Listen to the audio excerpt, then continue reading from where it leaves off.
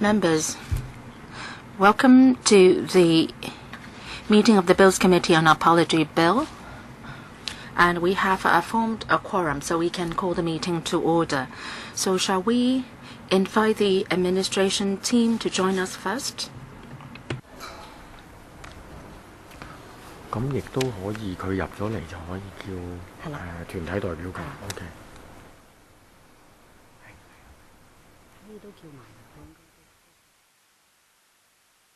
我諗咧都可以麻煩同。And would the staff members please also invite the deputations to come into the meeting room, please?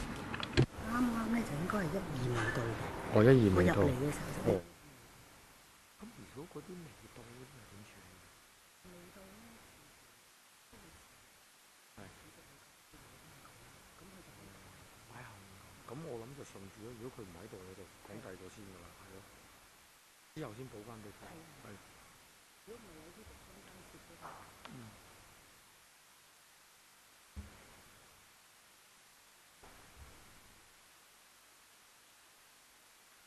團體代表入緊嚟。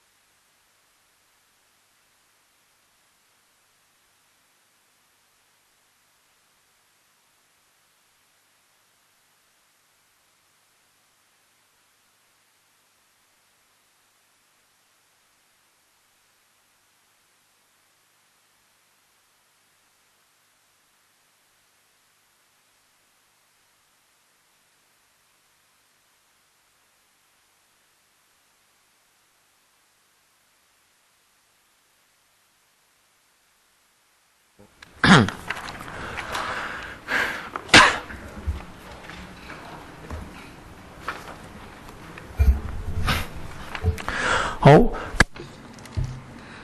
First of all, welcome the administration team and the deputations. The Bills Committee will hear views from the deputations on the apology bill.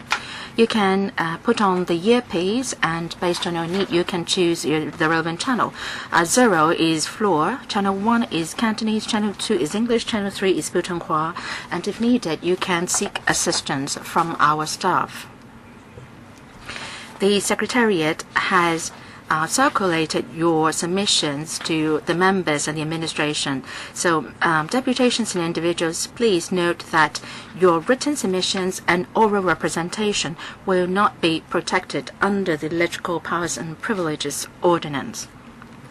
And I would also like you to pay attention to the security measures in the notes for members of the public attending meetings in the conference room or observer meetings in public galleries in the electoral complex.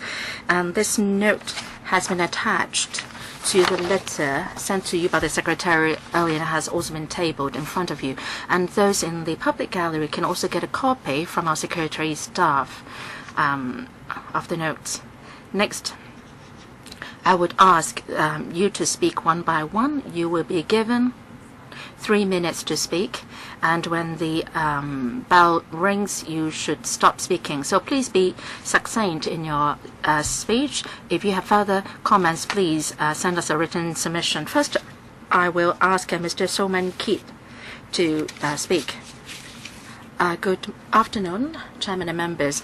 I am on behalf of the Hong Kong Mediation and Arbitration Center.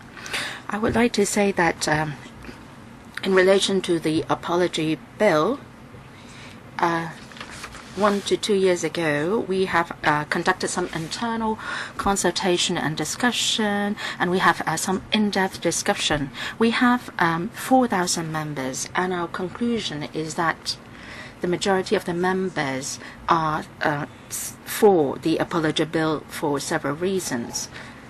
I would like to share some cases. Sometimes we deal with conflicts on campus, school campus, and also we conducted disputes among various organizations. We conduct training among professional bodies and discipline services. And our conclusion is that if there is no apology ordinance in Hong Kong, we have difficulties in resolving disputes. It's not that all disputes have to be resolved through mediation. We have the Hong Kong Mediation Ordinance, which covers a lot of cases. But if cases can't be dealt with by the mediation ordinance, then the apology bill can come into place, because the parties will not have to worry that an apology will be adduced as evidence in the court. And also, second point about statement of facts, we have consulted our members on this point, and many of the members, or majority of the members, support that the apology bill will also cover statement of facts, and that is, these statement of facts will not be adduced as evidence or omitted as evidence in civil or criminal proceedings. Now, if that is not the case, we can't achieve the objective of the apology bill. Say, for wordings like sorry, apologize, then it should not be adduced as evidence. Sometimes you just don't say merely, I'm sorry, that's my fault. There may be a lot of statement of facts made in the apology. So if these statement of facts are not protected by the law, ultimately, then having an apology bill is no different from not having one, because we have to consult the legal advice all the time before we make an apology. So if that is the case, I don't think the apology law will work. So the census view is that we support the apology bill. We want it to be enacted because that can cover cases which can't be resolved by mediation, and also for statement of facts, these have to be protected as well. So when the two parties are discussing, they don't have to seek legal advice if that is the case, and they don't have to doubt apology made with sincerity. Next, Mr. Yuen Sui. Good afternoon. I'm in advertising and marketing. In my daily work, I may encounter disputes. If we have an apology legislation, many of the disputes can be resolved. For example, about the placement of advertisement, the contents of advertisement, or the responses to advertisements. Some clients may be angry or throw into a tantrum suddenly, but if we try to explain to them about the background, and if we offer to follow up, then they may not be that angry, and the problem can be resolved. Well, some clients may want to take us to court, but if we have apology legislation, then the problem can be solved. And also, I hope that the legislation can cover the statements of fact. Now, if the statement of fact is relied on in litigation, then when we encounter disputes, there are still a lot of problems that cannot be solved. I remember there was a promotional event, and before the event, we haven't talked about a lucky draw, and one of our staff who was not on duty got the prize, but the client was very angry. He thought that our staff shouldn't take part in the lucky draw, so he seriously asked us to apologize, otherwise he would take us to court.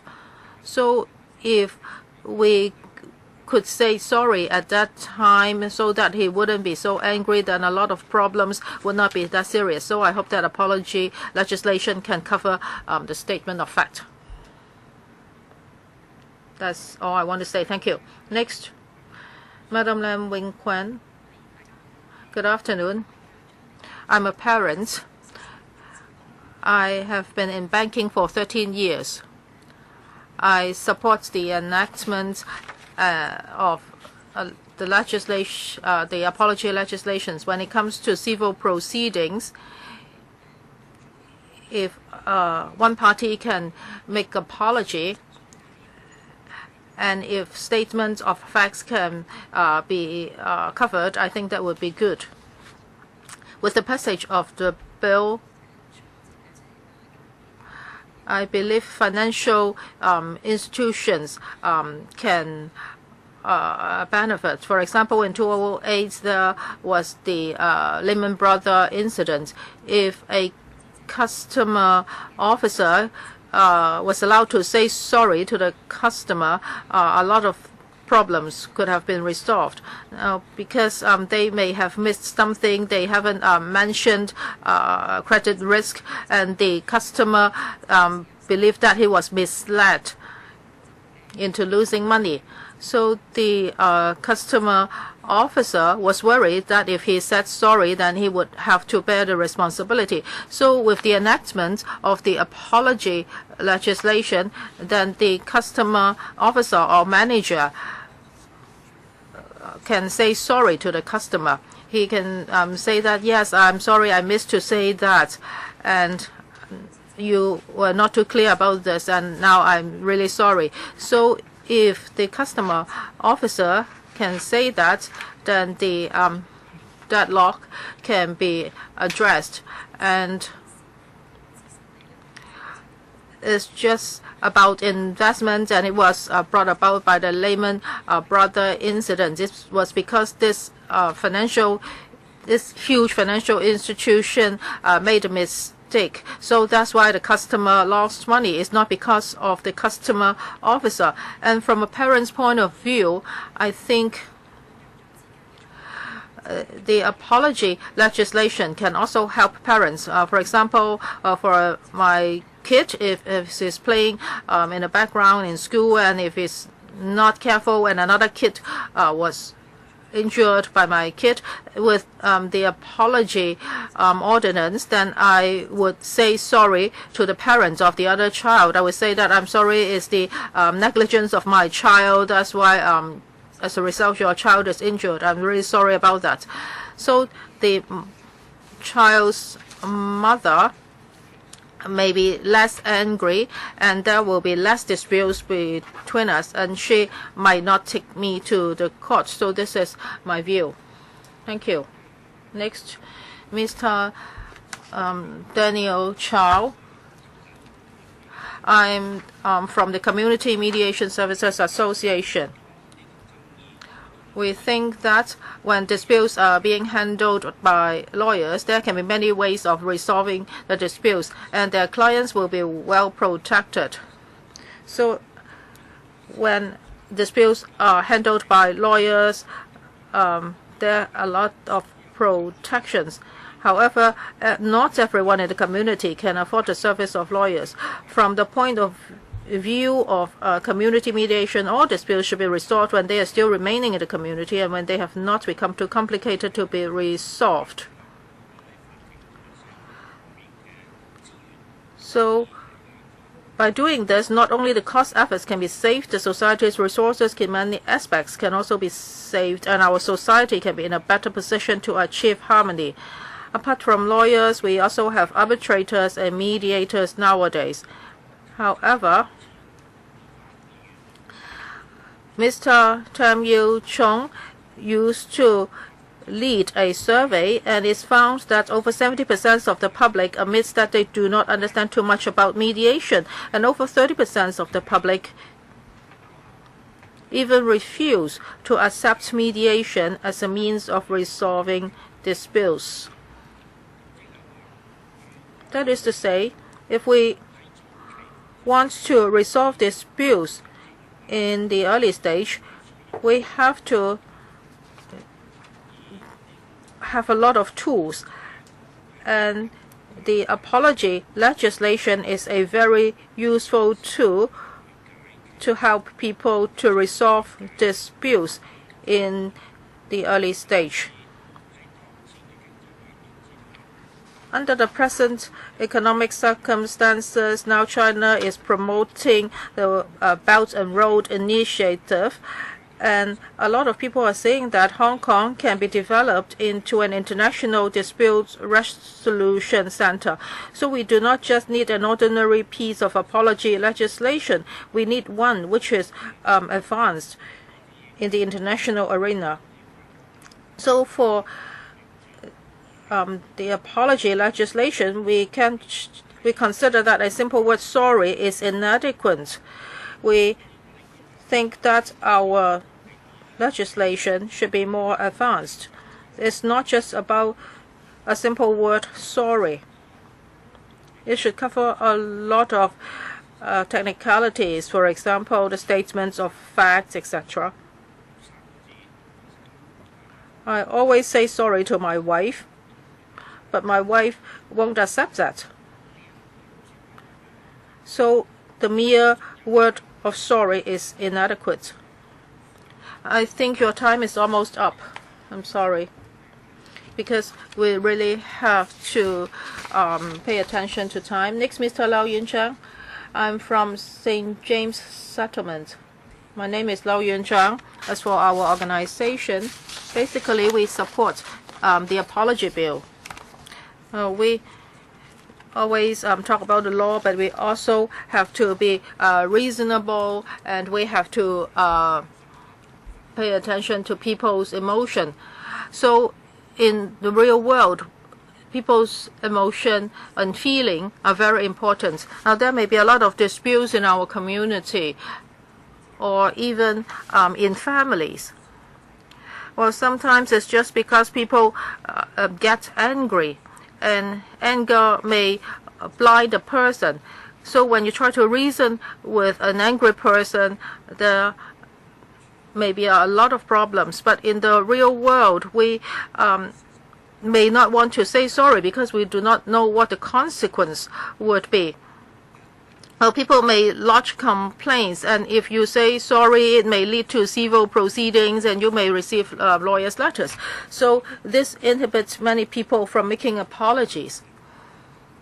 However, if you have disputes with other people, if it's in the early stage, and if you say sorry, then that person may not be so angry. Then he can see things more clearly. He may reason with you. And after reasoning with him, you would handle things in a more rational manner. So I think that in the community, apology legislation is very important. And if the statement of facts is also protected, then more people will be willing to say sorry. And after saying sorry, they will try to reason and talk about laws, and then we will have a more harmonious society. Thank you. Next, Mr. Lipton Jun. Thank you.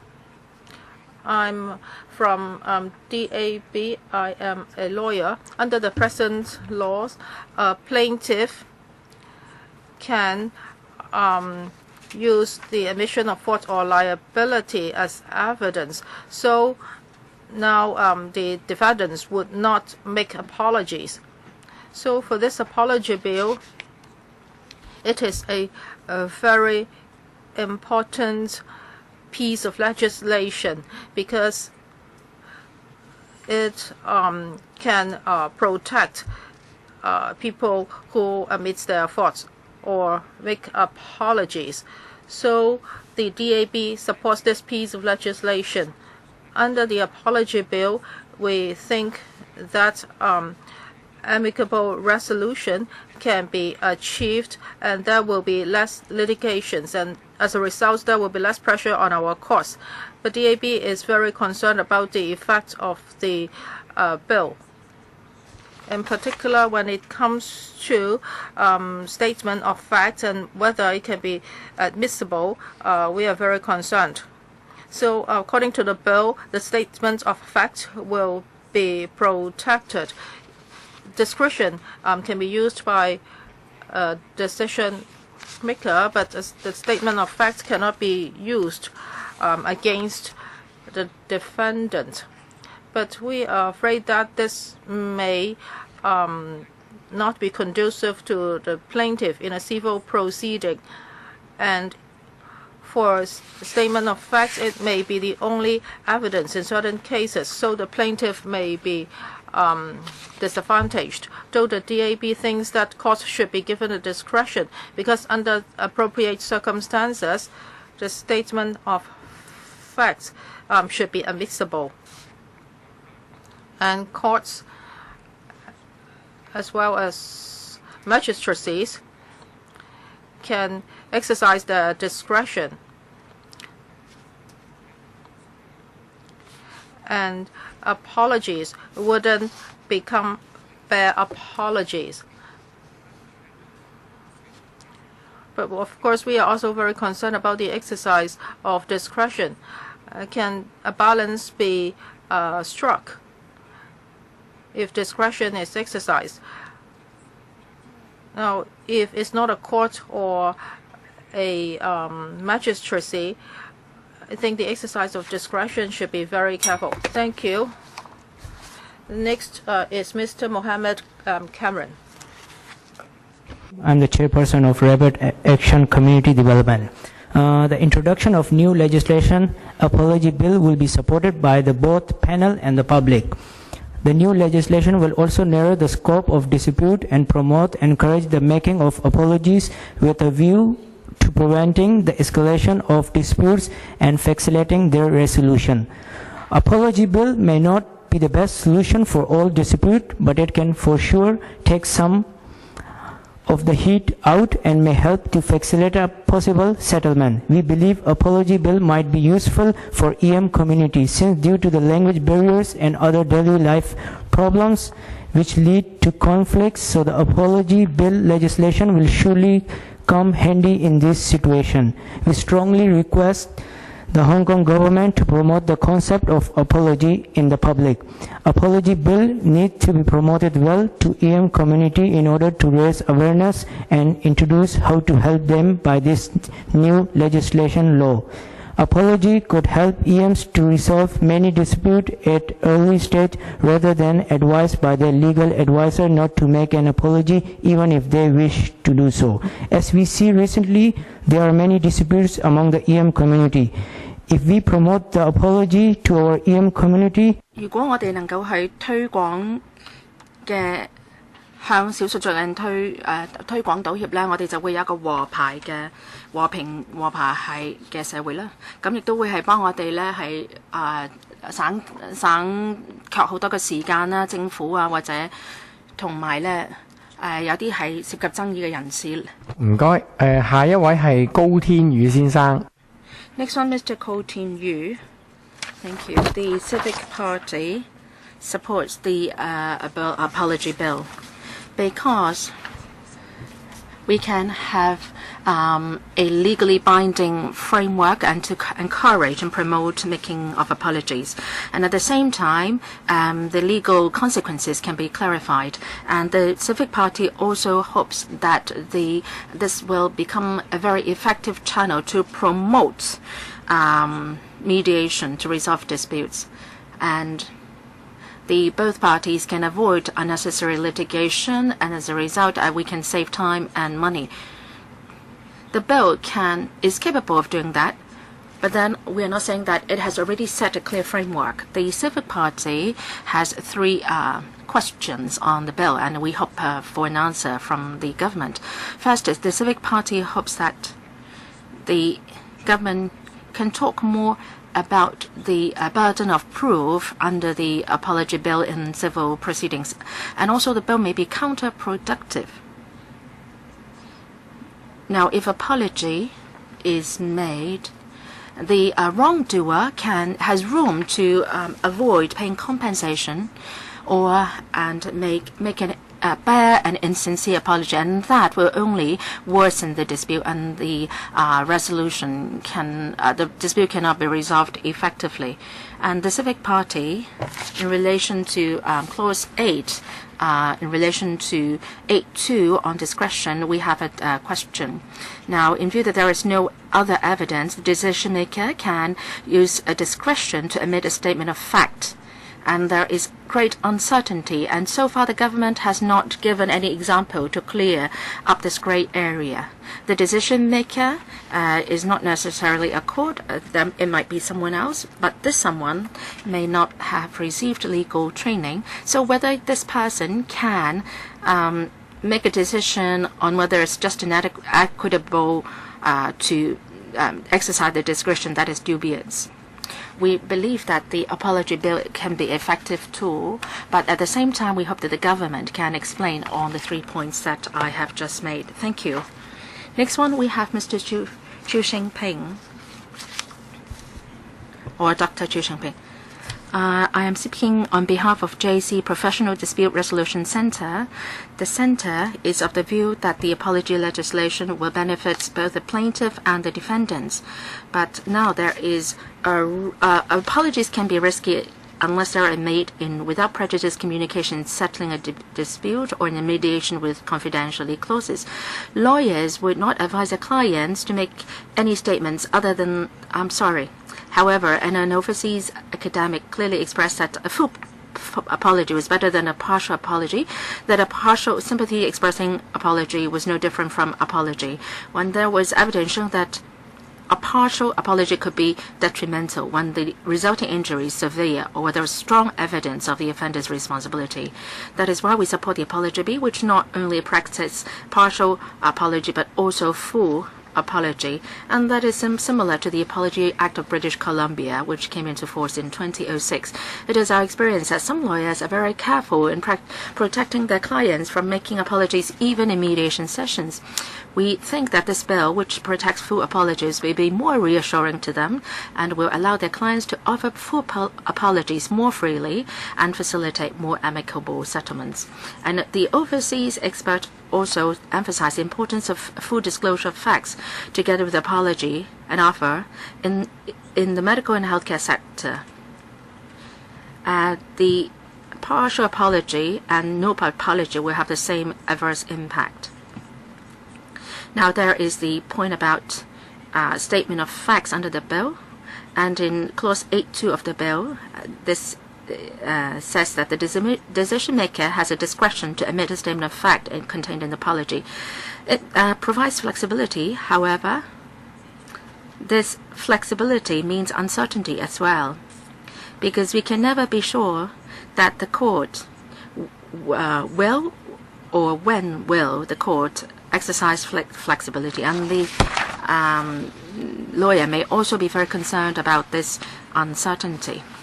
Another concern is that some decision makers who do not have legal training can exercise their discretion. One example is the PIC Preliminary Investigation Committee, the chairman and the deputy chairman of the Medical Council of Hong Kong. And at present, none of them have received any formal training, and this committee has caught a lot of attention recently. It is interesting to note that of all the 5 committees in the Medical Council, the PIC is the only one which does not have a legal advisor.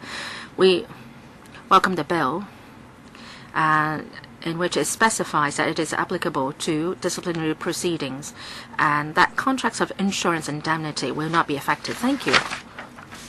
Thank you. Next we have Mr. Chen Wai-Kit. Thank you, Chairman. I am speaking from the perspective of a patient. I want to talk about the medical blunders, the aggrieved parties, the patients. What we want to know after certain incidents is the truth. So it is important to protect a statement of facts. It works best for both doctors and patients. We would like to know whether the doctors have made an apology timely and sincerely. If we can talk over it peacefully and resolve disputes, then there will be a lot less medical disputes. Now, if we have to go to the court ultimately, we may think differently in terms of compensation, and we have reason to believe that the judge of the court will have the capability to exercise discretion in ruling on the case. So in that case, we support protection of statement of facts, and then the court should be given the discretionary power. It's just like the medical council. They're now handling some 900 cases, and every year there are 500 new cases. They take 58 months to handle. This is most undesirable and unhealthy. So I hope that legislators can listen to our views. Thank you very much, Chairman. Next, we have Mr. Choi Yu-chung, Chairman and members, the so-called the Hong Kong Human Rights Alliance and also Patient Rights Association. We have a joint submission. A couple of years ago, when the consultation was conducted, we have also given our views. Overall, we see that the bill has generally incorporated views submitted by a lot of people, including ourselves back then. All in all, in drafting the apology bill, we have the consensus that this is a good thing. Especially in the society, we have a lot of disputes, for example, medical blunders and other disputes. If we can have a mechanism under which one party can make an apology, and as a result, conflicts can be eased, and this is most welcome. And the apology bill aims to do that. There are two areas. Well, the bill is very short, but there are some details which have to be looked at carefully. One is about the applicability. We now know that our criminal proceedings are excluded, civil proceedings will be included, disciplinary proceedings will be included as well, and also there is there is further room for maneuver in which a schedule will be used to cover those which will be excluded. So the law has to advance with the times, and in the future we have to review the schedule. Say, for example, disciplinary proceedings, as some have mentioned. Say, for the medical council, there have been a lot of complaints or disciplinary hearings on misconduct on the part of the doctors, and these are covered. And we have to take look at it carefully. How this apology will not affect the matters to be dealt with in the disciplinary hearings. So that's one area. And the second area that we are concerned about is whether the apology will cover statement of facts. Some deputations believe that they should be covered and protected, but we have to be very careful. Sometimes a statement of facts will affect the rights of the party being wronged. They might have to seek compensation in the future, and their rights may be affected. We have the decision maker in the bill, including the tribunals and the courts, etc. And we think that we should have clearer definition on the term.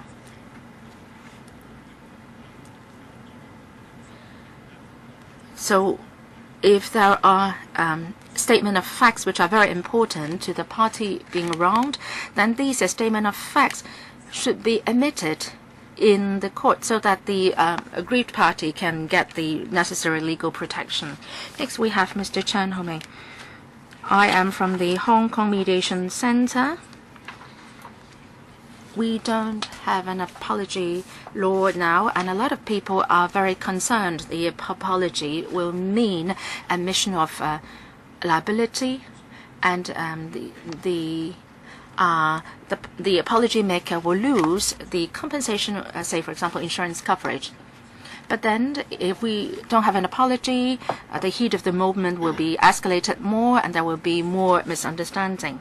Our center has been liaising with our counterparts all over the world, and we understand that in the mediation trade and in overseas jurisdictions, I think the apology law will help substantially. Going by our experience, many parties involved in the disputes have a misunderstanding on apology and refuse to budge.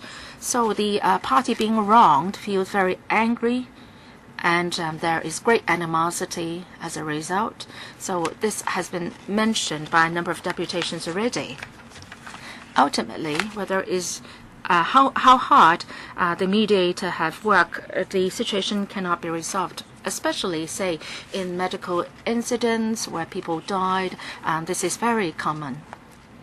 And so we hope, or rather, our center supports the enactment of the apology bill, and we hope that several problems can be resolved. First, the legal uncertainties can be removed. We hope to encourage the parties concerned to make an apology on his own initiative so that the tension between the two sides can be eased. And also, this is a non-confrontational, cost-effective solution, and litigation can be avoided, and there can be amicable resolution. In the earlier consultation exercise, we have also looked at whether statement of facts and apology should be protected. Our view is that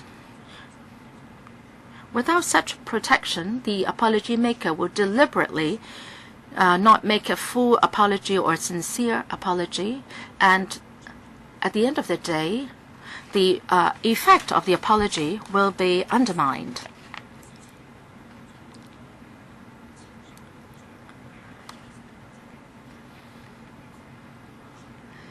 So, in order to give fair protection to both parties, we think that the statement of facts and apology should be protected, unless there is an exceptional case in which the court may exercise discretion for its partial disclosure. We hope that the bill can be enacted as soon as possible, and thank you. Next, we have Professor Fong Kwok Hong. We are a property management organization, so we are speaking from that perspective. We support the various provisions in the bill, and we agree with the policy intent of the bill based on the following three reasons. We have a special trade. We are appointed by the property owner to provide service for common areas in the estate, and the landlord is a principal and we are just an agent. So we are entrusted to manage housing estates, and when we do things, we are regarded as doing things on behalf of owners. So in the common areas of buildings or housing estates, if there are any accidents, then the management companies as service providers would have to convey their sympathy or condolences to the victims. However, when accidents happen, management companies may think that if they express condolences or sympathy, it may mean that they are admitting that it is their fault or this is their liability. And that's why, as a result, this has inhibited many property managers from making apologies. And for our trade, we have to communicate with people, and the principals hope that we can provide assistance to all the people concerned. But after an accident, if we do not take the initiative to contact the victims, because we are afraid that this may affect future proceedings, and if we don't express sympathy, then this would really fall short of the principal's expectation of us, and this is against our service pledge. And thirdly, there have been many studies overseas, and it is proved that enhanced communication with property owners and tenants can enhance community harmony. And if anything happens in the properties or housing estates, there should be better communications. And in the long run, management companies can have a better and mutual trust relationship with owners, and this would make our society more stable and harmonious. Thank you. The next speaker is Professor Yu Ting Kok. My name is Yu Ting Kok. I am a lawyer, a mediator, and I also teach at the University of Hong Kong, Shiyan University, and City University. I've heard that many deputations support the apology bill, and I would like to share with you today mainly about Clause 8.2. That is whether a statement of fact is admissible as evidence. I would like to share my experience with you. And please listen to the following three phrases. Now, because you are hurt, I feel sorry. So this is a partial apology. And the second sentence is like this: sorry, my fault has hurt you. And this is an acknowledgement of fault. In our language, this is a full apology. And the third sentence is like this. It's most important. It's a full apology. Sorry, my fault has hurt you. I was driving and I was playing my phone, so I wasn't focused. And now you have to suffer. I'm sorry about that. Now, I was driving. I was playing my phone, so I wasn't focused. So that would be regarded as the statement of fact in an apology. So how should we handle this? This is our concern. Let us look at other jurisdictions' experiences. For example, Canada, Australia, and Scotland, they also have their apology legislation. They do not have express provisions dealing with statement of fact. So if you don't do that, what would happen? Now, there has been a case in Alberta. This case is called Robinson and Craig. Now, the court had to look at a letter and try to find out which part belongs to the apology and which part is a statement of fact. And the government and the court will take away the apology. However, for the statement of fact, it's admissible as evidence. You may think that, well, if that's the case, the statement of fact should be fully protected and there would not be any problems. So in the bill, why do we need clause 8(2)? It is so troublesome. But this is where we strike a balance, because under special circumstances, if there's no other evidence, then the only evidence is the sentence. That is, I was playing on my phone, I wasn't focused. So in order to be just and equitable, we have to allow the court to exercise its discretion. Well, I'm sorry, we have limited time. Maybe later on we'll see if we still have time for you to speak more. Next, Dr. Liang Wai-fong.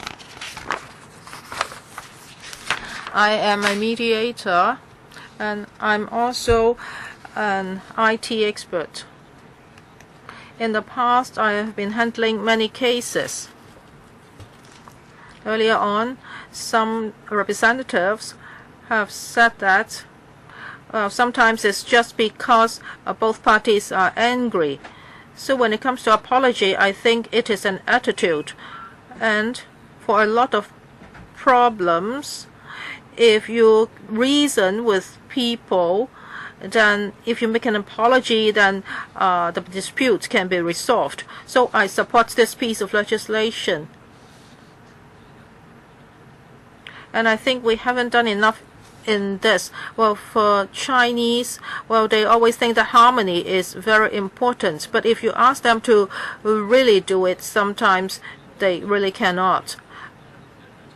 So when the apology bill is enacted, I think the relevant government departments would have to do more in terms of education and promotion. And I also believe that when the bill is passed, there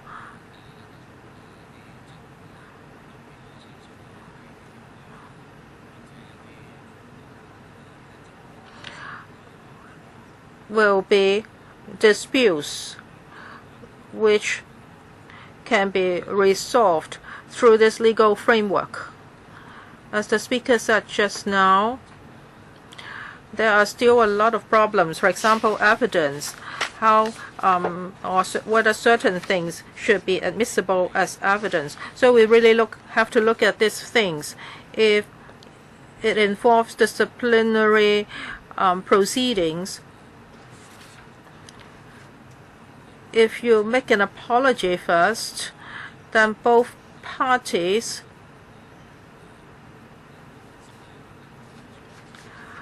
would be more objective because they won't be affected by the emotion and their judgments may be hampered. So I support the apology bill,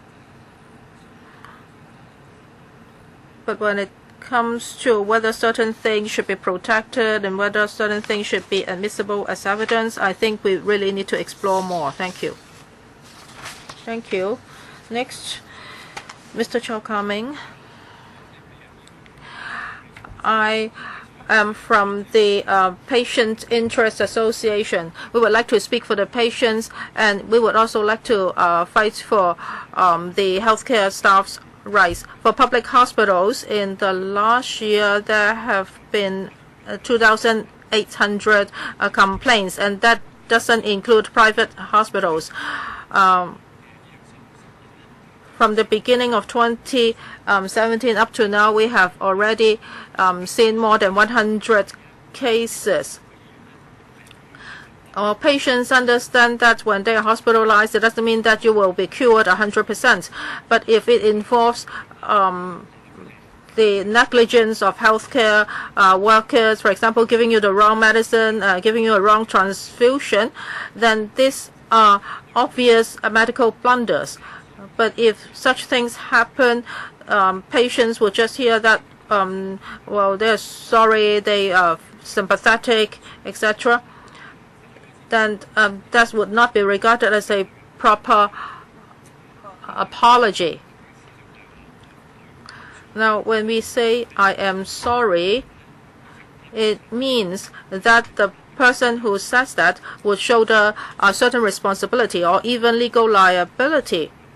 So if you say that, you can calm the victim down. If you do not handle the emotion of the aggrieved, the problem would escalate. In the bill, it is stated that an apology cannot be relied on as evidence of admission of fault or liability. I think this is acceptable. However, it says that under certain special circumstances, a statement of fact or contained in an apology as admissible as evidence in particular applicable proceedings as the decision makers at the decision maker's discretion. So who is this decision maker? And also there is discretion. So for the apology maker, after making an apology, he may still be held liable. So for the person who may want to make apology, he may hesitate. So if the apology bill is passed, we hope that this point must be clarified. That is, what is discretion and what's the power of the decision maker. Thank you. Next, Mr. Chen Yifei. I represent the Hong Kong Social Worker and Welfare Worker Association. I'm the vice chairman. We have been providing social services. I am also providing services to a lot of divorcees. So we think we support the apology bill because we hope that if an apology is made, amicable resolutions can be achieved as early as possible. And this can help people resolve disputes more, and there will be less litigations. We don't have to resolve our problems in the courts all the time. We don't have to sue each other for our own interests. So we think that reducing the number of litigation is very important. And secondly, for the civil proceedings at present,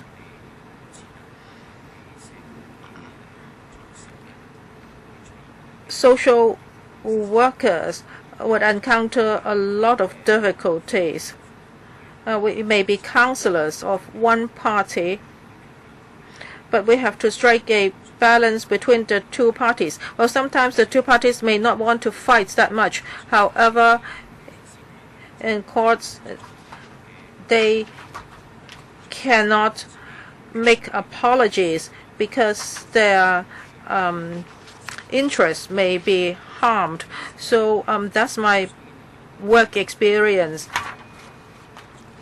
So if the apology bill is passed, we can come up with ways to help apology makers.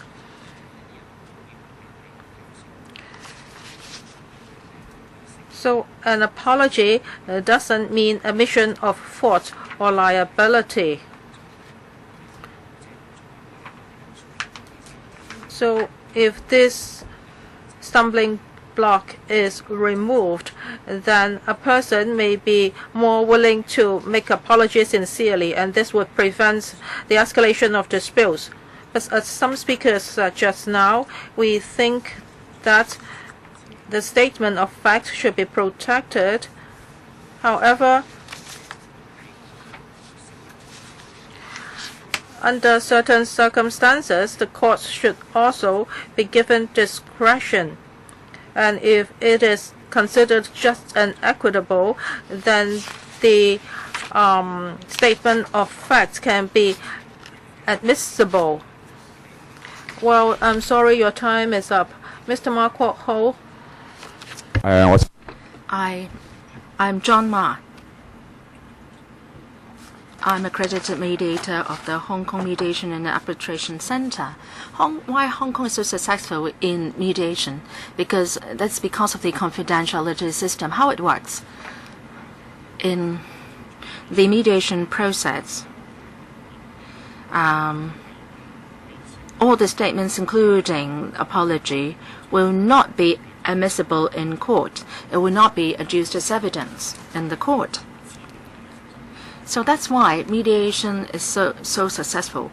But I think we should promote mediation. As a mediator myself, I think the apology bill should be passed. Before I served as a mediator, I have been an education worker for several decades.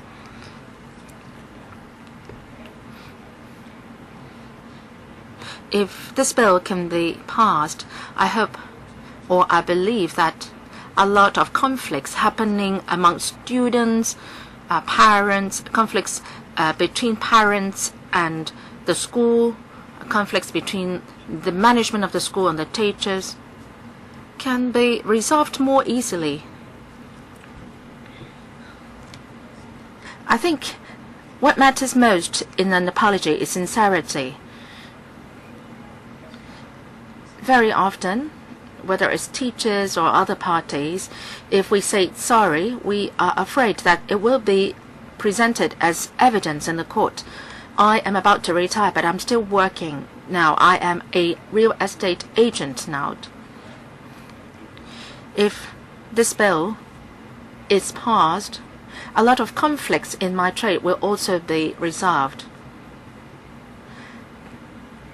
there may be a lot of conflicts arising in my trade. For example, the property renter may ask me about the size of a flap. I can't recall exactly, and I may be mistaken. Now, if we have the apology bill, then things will be simpler. I can make an apology, and then I can show that I'm not dishonest. I have also worked in the publishing field. I have also been a textbook writer myself. If the bill is passed, then it can cut down on a lot of disputes, because for publishing a book, we publish acknowledgement all the time. Now, if we missed out somebody in our acknowledgement list, then this ordinance can help. So I can't speak for all the sectors that I've mentioned, but anyway, this is my personal view, and I hope that this bill can be passed. Now is the time to pass the bill. Thank you. Next one, Mr. Wong Tung. Chairman, members, good afternoon. I am a human resources consultant, and I am also an accredited mediator of the Hong Kong Mediation and Arbitration Center. I have handled a number of cases involving disputes. In our meetings with the parties, my focus was on how they could speak frankly and sincerely. Now, if people are liable in a way that they have to be held liable, then they can't speak openly and honestly. Now, if I have to ask the party to speak honestly and frankly, then we have this confidentiality agreement, confidentiality rule, and there should be a no prejudice communication. So every time I would say that whatever you say will not be admitted in the court in the future, so you can speak your mind freely. All the things that you said in this mediation meeting, you don't have to worry that the things you said will be admitted as evidence in the court. So in that case, people will really speak freely and honestly. So the apology bill works in the same way. It can complement mediation process. You want people to speak honestly and freely. How can you do that? Well, you should free them of their liability. And that is to say that what they say will not be admitted in the court. Maybe you say, it's my fault, I'm sorry. Then if you say, it's my fault, then you have to be responsible or liable. Well, in one case, the parties in the dispute dare not speak sorry, and as a result, the meeting lengthened, and they spent a lot of efforts and time, but to no avail, and it's meaningless. I have been in a similar case myself. I want to say sorry. I have taken out home insurance, and the insurance company told me that whatever happened, don't say anything. So there is one case, there is water seepage from my toilet to the lower floor, and that's a great problem. So the one living downstairs knocked on my door and asked me not to take a shower because there was water seepage. I wanted very much to say sorry, but the insurance companies asked me not to say sorry because I would be liable. Then I just say that, well, I will take a look first. I can't answer you. And this person was very unhappy, and the conflict was unresolved. The conflict or the dispute could have been easily solved if I said I was sorry, I would fix it up. And if this bill is passed, then I would dare to say that I'm sorry, because I don't have to be legally liable because I'm protected. And you can't quote me as saying that it's your fault, and then I'm being taken to the court. I'm held liable. Thank you. Next one, Ms. Lu Yiling. Thank you, Chairman. Good afternoon. I used to be a secondary school teacher. I am now working in an organization. I'm a coordinator for different educational courses. And one of the main tasks of myself is to deal with complaints from students against my subordinates, because we have this complaint culture in Hong Kong. Students have been complaining against teachers all the time. The system of the organization, our staff attitude, and they're not getting good results, etc. Some complainants and students lodge complaints not to seek monetary compensation. maybe my staff are relatively young. The students may speak against the staff's attitude. So I personally agree to this bill and support this bill, and because it can ease certain disputes. Say if our staff lack experience and they have not been handled things properly, so they can make an apology worry-free, and they would not be worried that they will be held responsible or liable. And also, I've handled many complaint cases myself, and I try to understand the ins and outs of the matter. And if I say sorry in a sincere manner, and I said that is, well, maybe it's because of my staff lacking experience and they don't understand too much about the company, then say the complainants' emotions can be pacified and they can feel respected. And I think the bill can also serve to cut down on the number of litigations. A lot of people like to take cases to the court. Now, if I am the supervisor and I deal directly with the complainant, then the complainant will feel that she or he is being respected, and that can help prevent the complaining escalating the matter. And then our staff lack experience in handling complainants. Some complainants may get very emotional, and my staff don't know how to handle them. If the bill is passed and there is no legal liability involved in making an apology, the staff can say that, well, I'm sorry, my system may not meet with your expectations. And I, as a supervisor, can also say sorry to them, and I don't have to worry that I will be held liable legally. And if I say sorry, that doesn't mean that the company will be held liable or held responsible. Thank you. Next,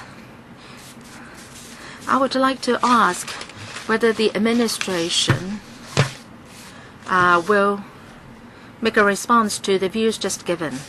Will you be giving an overall response? Well, first of all, I would like to thank the Bills Committee and the Chairman for arranging this public hearing, so that we can hear views from you on the bill. The majority of the deputations support this apology bill or an apology law,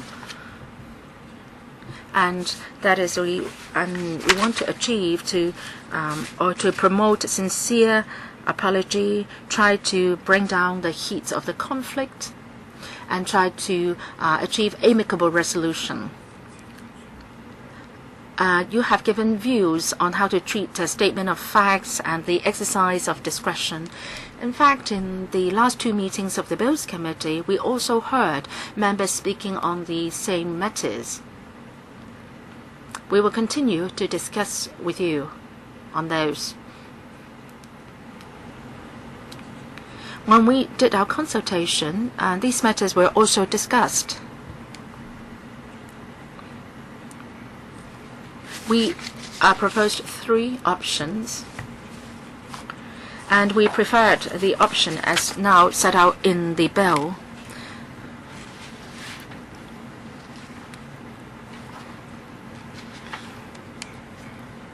Say,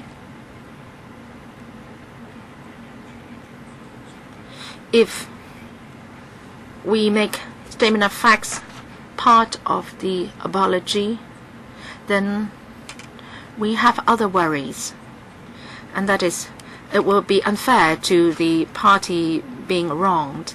So the proposal that we have can strike a balance, and the bill sets out clearly that only will statement of facts be admitted as evidence in an exceptional case, and when it is just and equitable to do so. Now, if there are no statements of facts in an apology, then we may be losing the objective of the bill altogether. So much for my response now. I would continue to listen to deputations' views. Well, some of them have not finished their speeches yet. Maybe we can allow further time for the deputations to finish their speeches. Well, maybe next we would have the members asking questions. 3 members have raised their hands, wishing to ask the questions. Ms. Claudia Mo, Mr. Kenneth Leung, and also Dr. Priscilla Leung. 4 minutes for each member, answers and questions included. Now, if you want to direct your questions to specific deputations, you can also do that. Ms. Claudia Mo. Well, we have all good intentions behind this apology law. We hope that the disputes can be resolved amicably. We want to take care of the interest of both parties. But I think you are in a catch-22 situation. A lot of deputations agree in principle to the apology bill, but then Professor Yu Ting Kok, if I understand you correctly, in relation to Clause 8, Bracket 2, Clause 8.2, if there is no discretion, then there is no flexibility. But then if you have discretion, we don't know when you will exercise discretion. You talk about just and equitable. Who decides whether it's just and equitable? By whose yardstick should we be going for? So in the last 2 meetings, our discussion has gone nowhere, and you said that we are going to continue discussion. I don't know how we will end up with the discussion. So any response from the administration? And Professor Yu Ting Kok, do you want to supplement? Professor Yu, please. All right, on this point about just and equitable, let me supplement or finish what I meant to say. In the bill, there is the mentioning of exceptional case. Is it too vague? And there is also the mentioning of just and equitable. In the law, there have been definitions on these 2 terms all along. Those who are familiar with the company law will know what just and equitable mean. And I've also searched through Hong Kong laws. In Cap 466, 497, 533, mentioning of just and equitable is also made. This is a threshold.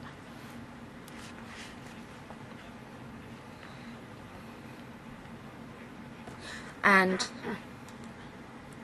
people will not be confused about this idea.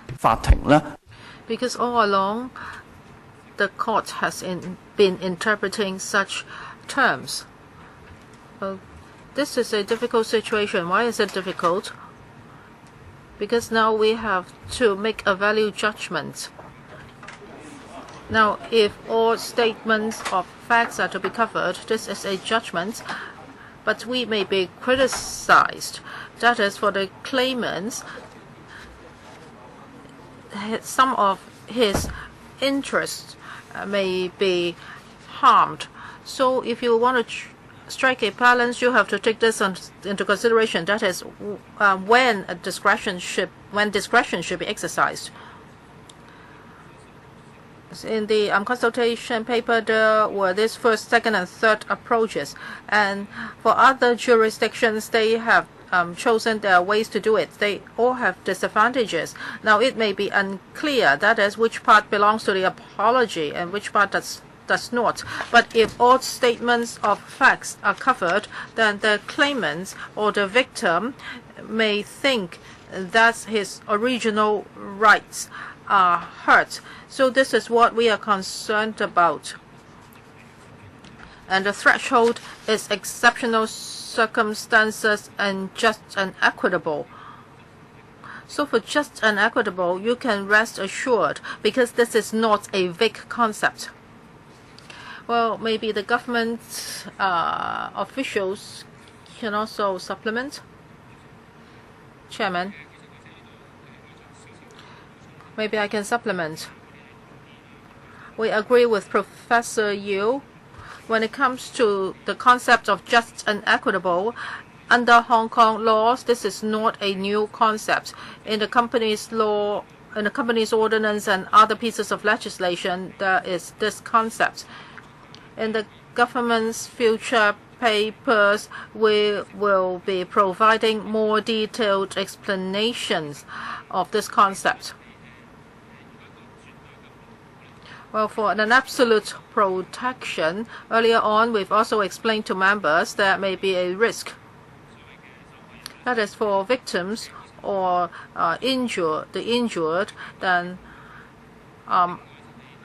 this may not be fair and just. And laws are not absolute all the time. Other than making an apology, there may be two other ways of solving problems. First, mediation, and second, without prejudice communication among lawyers. So for this without prejudice communication and mediation in the law, they are not absolute. For without prejudice approach, under the common law, the protection is not absolute. Under special circumstances, for example, we have a person does not intend to achieve a resolution, and if it's a scam, then the protection would be taken away. As for mediation, well, last 2 times we've been dwelling on this, so you don't have to repeat all these points. In terms of law, there is this concept of just and equitable. It's not ambiguous. But for legal professionals and academics like you, you know what it is. But this piece of legislation is to protect the public. So the public should know how much protection they have, no matter whether he's a plaintiff or a defendant. So I studied mass communication. I would not use the word equitable. I would just say just and fair, but you do not use the word fair. So I have to look up the dictionary. What is equitable? And we are now talking about discretion, and you want the decision maker to exercise discretion for protecting certain scenarios. So you are saying that this decision maker, what does it say in Chinese? In Chinese, it's 裁斷者. The Chinese version is even more horrible. So this decision maker is a person, isn't it? No. He can be the court, a tribunal, a magistracy, a mediator, or any other organization or a person. This is really scary. So even it seems that anybody can enforce the law because this is too broad. Anybody can be a decision maker. So what's the use of this piece of legislation?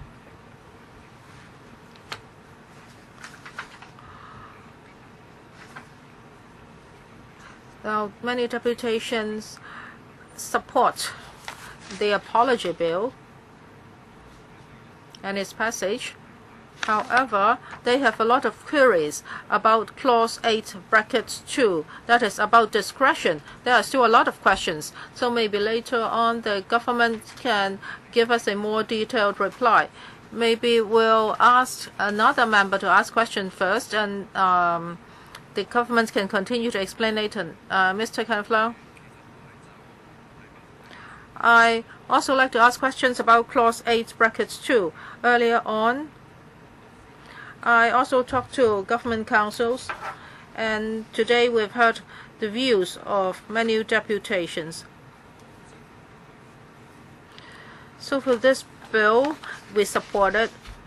However, some deputations or representatives have questions concerning the coverage of Clause 8, bracket 2.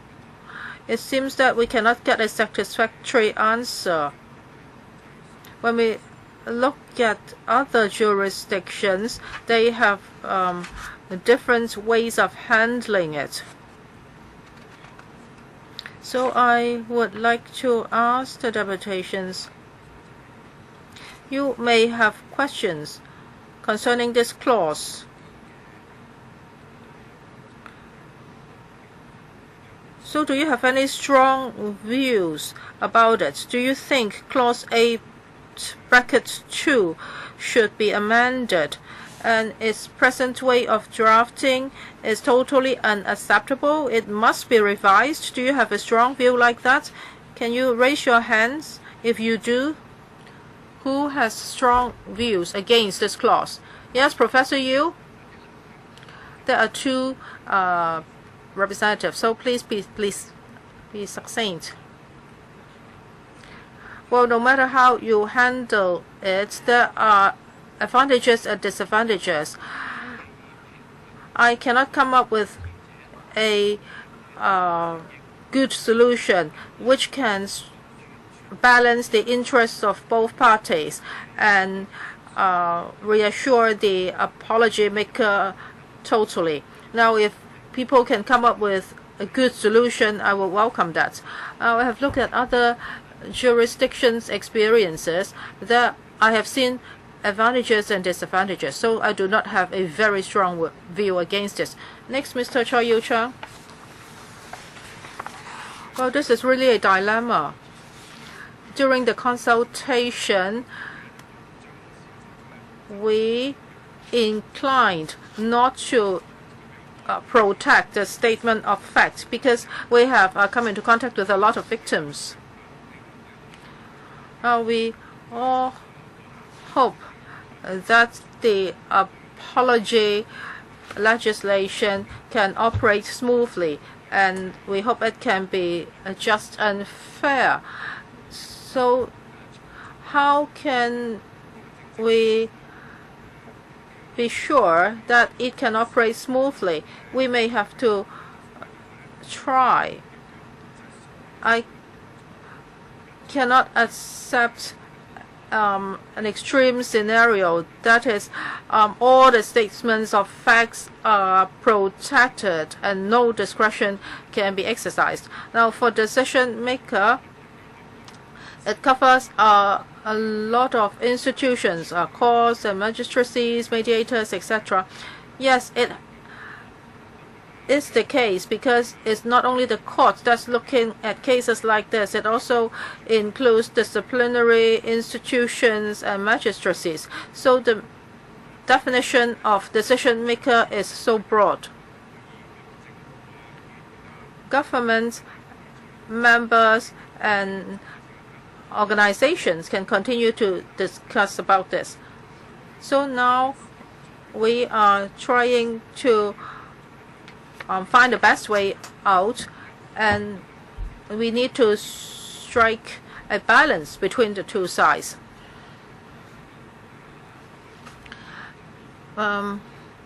Priscilla Lau. First of all, I would like to thank the deputations for coming here to express their views on the apology bill. These are very valuable views. Our direction is that we support the apology bill, and your views will be cherished. Well, there are a lot of disputes, medical disputes, marriage disputes, business disputes, etc. I have been involved in mediation, and I think this would definitely help. So at the LegCo's level, now we are at a point.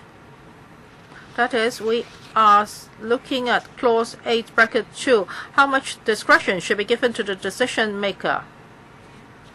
I think for mediators, you are very familiar with this. There may be different decision makers. I have a question for Chao Ka-ming and So-Man Kit. I also wanted to ask Mr. Chao Yu Chang, but he spoke just now. So, Mr. Chao Ka-ming, can you supplement what Mr. Chao Yu Chang said? It says that without clause 8(2), he won't accept it. I heard him clearly.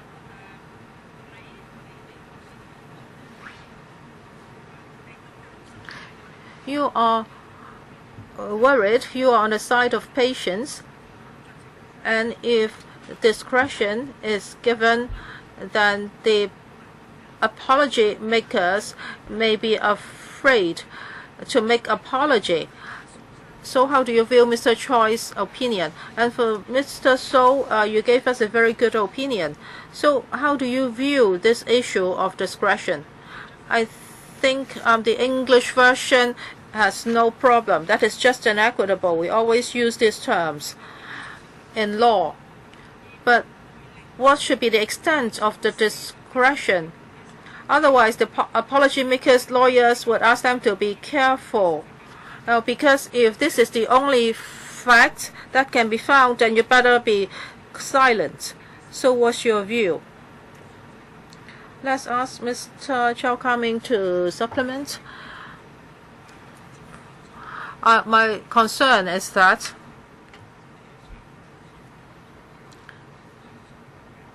if you want victims to feel better, that is, someone would apologize to them, then if discretion is added, then those people who may be in the wrong would not feel comfortable making apologies. So we have to look at the legislative intent. If you want to make victims feel better, then mediation can help resolve disputes, and discretion should not be given. Now, because I would hesitate even if I want to say sorry, because after saying that, I may still be held liable, and I may have to face the judge. So should I say it or not? So maybe Mr. So can speak first, and then Mr. Choi can add a few words in response to Mr. Chao. Mr. So, thank you for your question. Now for our center, we think that the apology bill will operate smoothly, but the apology maker must feel comfortable.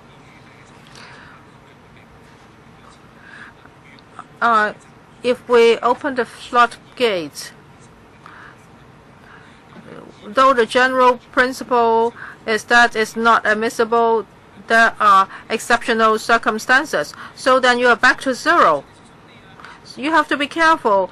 Yes, now we have the apology ordinance. It will protect you and you can say sorry. However, there are a lot of exceptional cases, and the decision maker can exercise his discretion, and your statement of fact would become admissible. So you are actually defeating the purpose of the law. Of course, there may be exceptions. In certain laws, there is A2.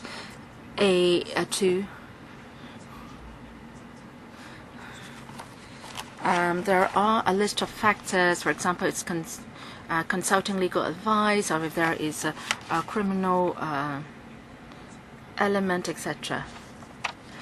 So, in mediation, then there are a list of factors to be taken on board before we say that your remarks will be admissible. So people can get a clear list, and that might be the way to balance it. So the exception should be very narrow and should be well defined. So do you think the way it is drafted now is not well defined enough? Yes. So you have to strike a balance. Maybe it's impossible to have a well-defined definition because the list cannot be exhaustive. Sorry, in the interest of time, I can't have you going on. Well, if we have more time, we can give you further opportunity to speak. Mr. Choi, do you want to say something? Yes, please be brief. I don't agree with Mr. Chao. Well, when there is a dispute, we should deal with not just easing people's mind, making people feel better. We have to deal with other aspects like the legal aspects, compensation, etc.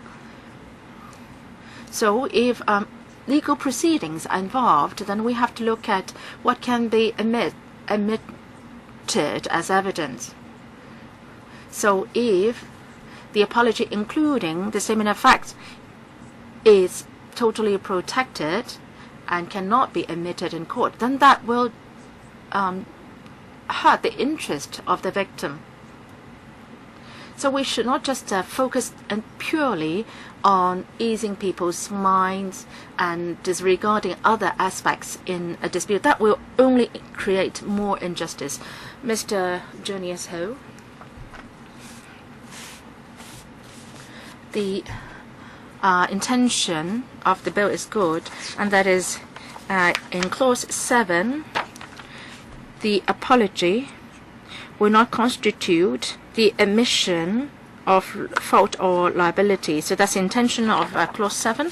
And for clause 10, if apology is made under the law, the apology will not void the insurance cover. So we have to look at the clauses 7 and 10 together. But then we have clause 8.2 as well.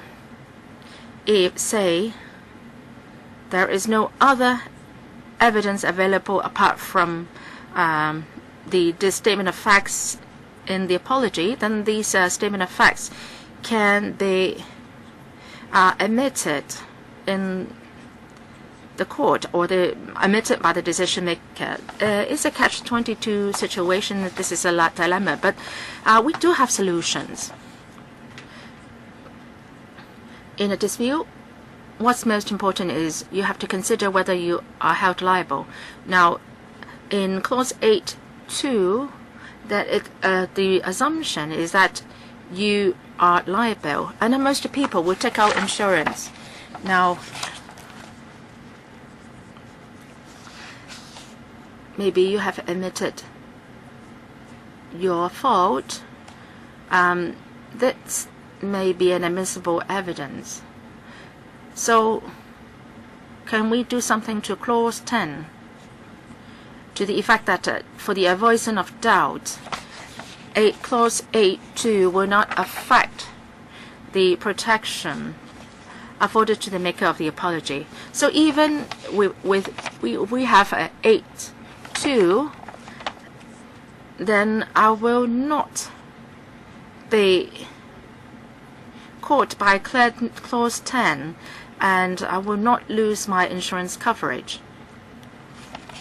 The bill is well-intentioned, but we are skeptical about clause 8.2.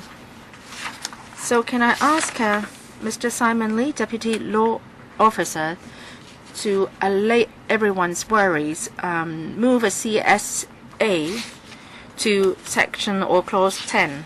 I think this is feasible. Please consider my suggestion. If you think it's feasible, when will you move this CSA? If you don't want to do it, we can move the CSA ourselves. Mr. Lee, any initial response on Mr. Ho's comment? We will be all ears to members and the public's views. We will consider Mr. Ho's suggestion. Mr. Ho, do you have anything to add? We are worried that we will, after all, be held liable after making the apology. So my suggestion aims to cover the loophole. So please, DOJ colleagues, consider this seriously. We don't want the apology maker be caught inadvertently by the law. So if we have this clause for the avoidance of doubt, as I suggested, then the worries of a lot of the deputations here will be allayed. Next is my turn.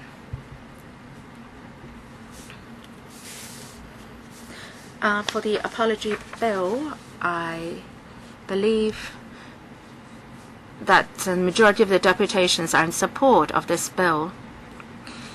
For those tuning in to our meeting on TV now, you will know that if we have the apology law, then it means that if you make an apology in the future,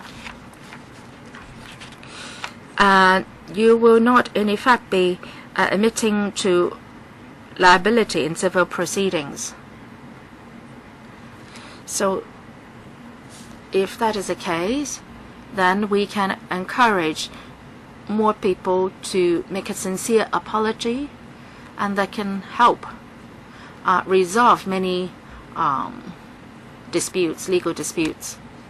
In many overseas jurisdictions, we have seen the same happening. So that's why we have formulated this apology bill, which is now being discussed here, and we want to pass it.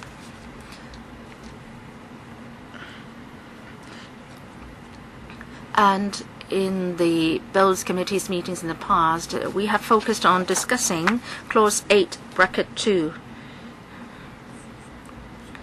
And that is on statement of facts in the apology. Say, apart from saying sorry, you may say that I was driving carelessly and I wasn't focused and I'd caused you trouble and so on.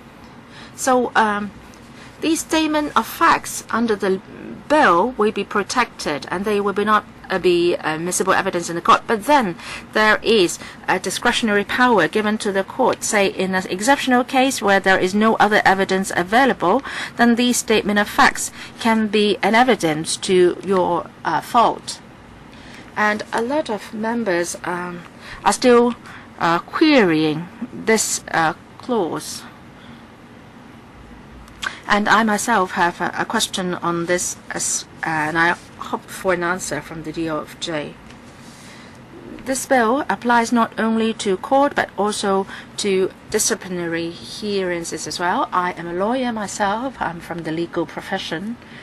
And of course, I have a high trust in the court and the judges in Hong Kong.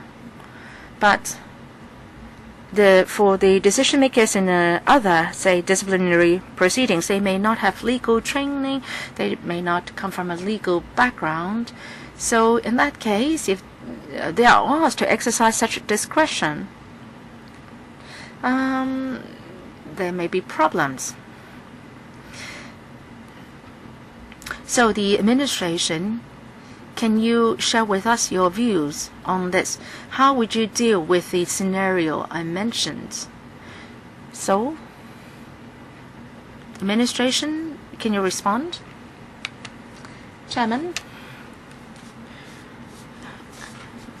you raise a query about the decision makers. As what some deputations said, we're not just talking about the courts, there are other disciplinary proceedings as well. So the decision maker, the scope or the definition should be rather wide. In, say, disciplinary proceedings,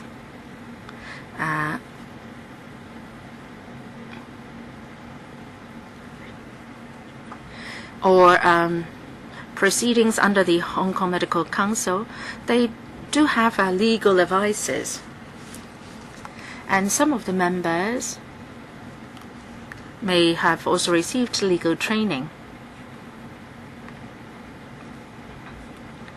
I trust that decision makers may have experience in, say, ruling on evidence and so on.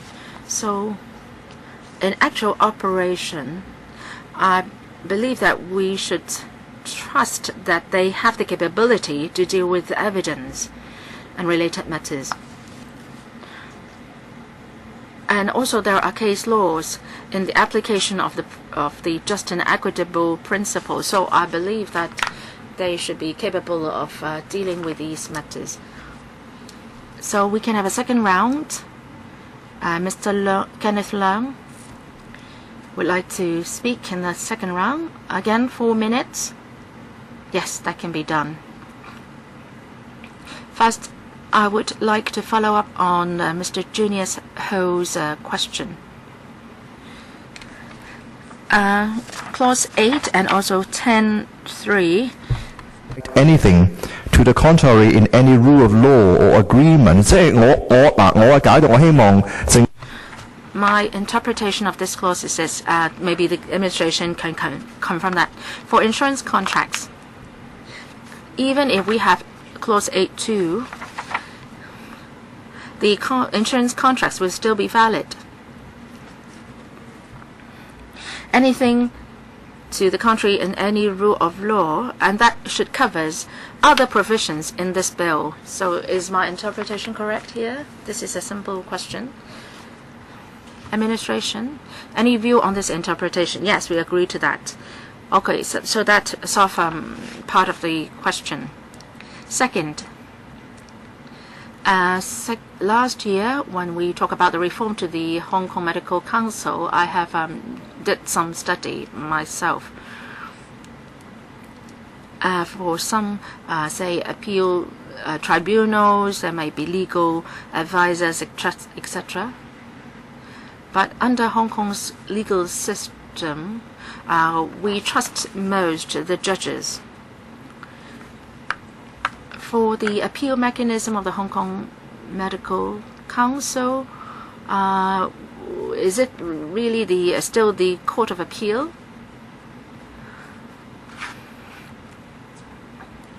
The definition of the decision maker here is rather wide, and there might be some worries. How is the appeal mechanism of the Hong Kong Medical Council like? Deputations? Any supplement? Mr. Choi Yu Chang? And also Dr. Shushing Pain. Dr. Chu first, followed by Mr. Choi. Thank you, Chairman. I have served as a member of the Hong Kong Medical Council for 6 years, and have also served in the PIC of the Medical Council, and I know how it operates. For the Medical Council, of course, there is a legal advisor. As I said, of the 5 committees under Medical Council, only the PIC doesn't have a legal advisor. Back then, I queried this. The explanation given to me was that for the PIC, after it has conducted a review of the case will be referred upwards to the council. And say if the legal advisor serves on the PIC and then again on the council, then it will create unfairness. So that was the answer given to me back then. I don't know whether they still have this answer. As for MRO, there was a suggestion, and it suggested that there may be 2 legal advisors to the Medical Council. So is the decision of the Medical Council final? Is it subject to further appeal to a court in Hong Kong? Yes, you are right. After making a decision, then inside the Medical Council, there's no appeal mechanism. If you want to lodge an appeal, you have to go to the Court of Appeal. Mr. Choi, do you want to supplement?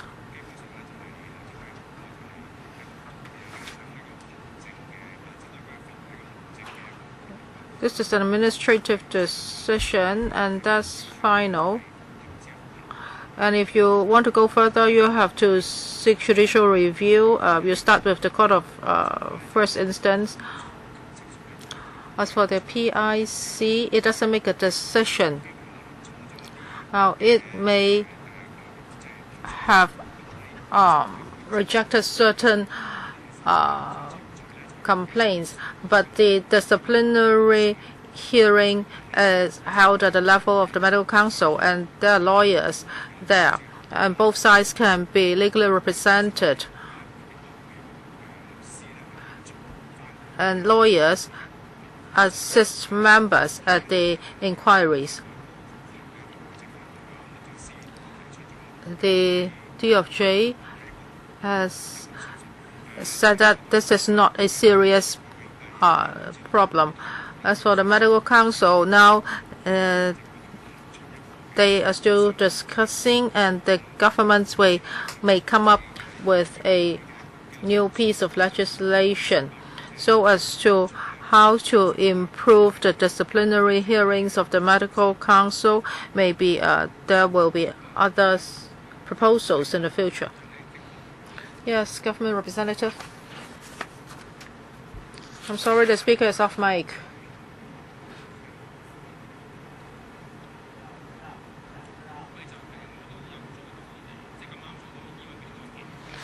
I was also involved in medical council cases, and for next week I will be working for a case for the dental council. So no matter whether it's a doctor or a dentist, if he's aggrieved by the decision of the medical council or the dental council, then he can lodge an appeal at the Court of Appeal. And if the Secretariat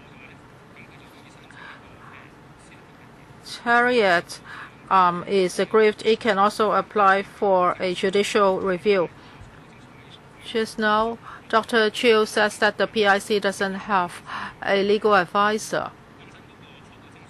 Well, for the PIC's role is not to make a judgment as to whether there's professional misconduct on the part of the doctor. So it's like a screening mechanism. For those cases that should be referred to the medical council for inquiry, it will screen them. So there was a case last year. A judge has explained about the role of the PIC. So the PIC does not make judgments. It just decides whether a case should be referred to the medical council. So that's why there's no legal advisor, because it doesn't make any judgments concerning the disciplinary proceedings. And also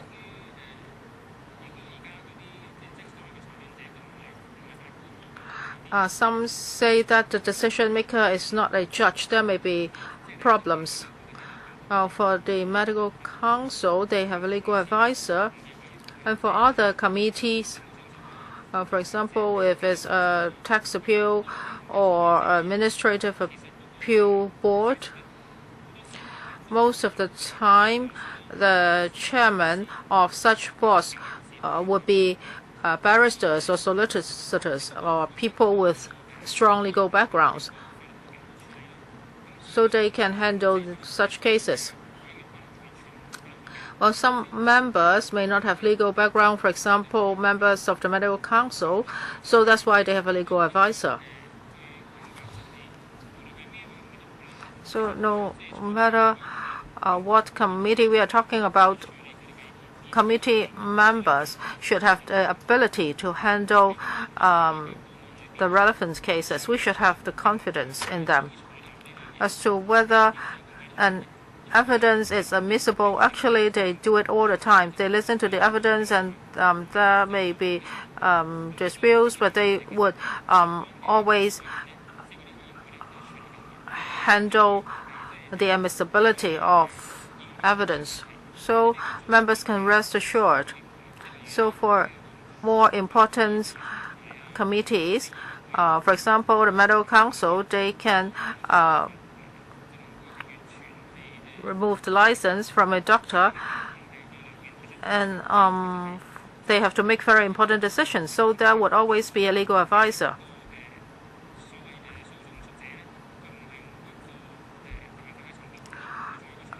And also there is an appeal mechanism.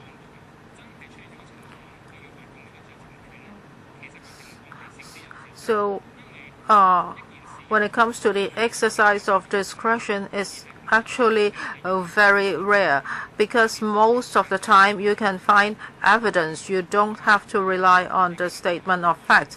I hope my answer is acceptable to Mr. Leung. Dr. Yu Ting Kok, would you like to add something? Yes, of course, I understand the responsibility of the PIC is not to make a judgment concerning the misconduct of a doctor. It's a screening mechanism. It would refer cases to the medical council, but if it decides that a case is not to be referred to the medical council, that may be unfair to the claimant because the case will not be heard. As for the 4 committees, one is called a Health Committee. And it is also not to judge whether the doctor is liable. The doctor may be doing something unsuitable because of his health situation. But this committee has a legal advisor. However, the PIC has to handle many more cases, and there's no legal advisor. But for the Health Committee, you may not see a case in 1 or 2 years. I'm not challenging anybody. I'm just giving you accurate information.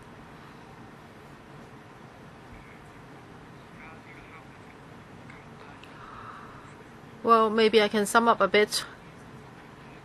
Today, I've heard the views of many deputations, and I would like to thank them for coming here. They have given us a lot of opinions. It seems that they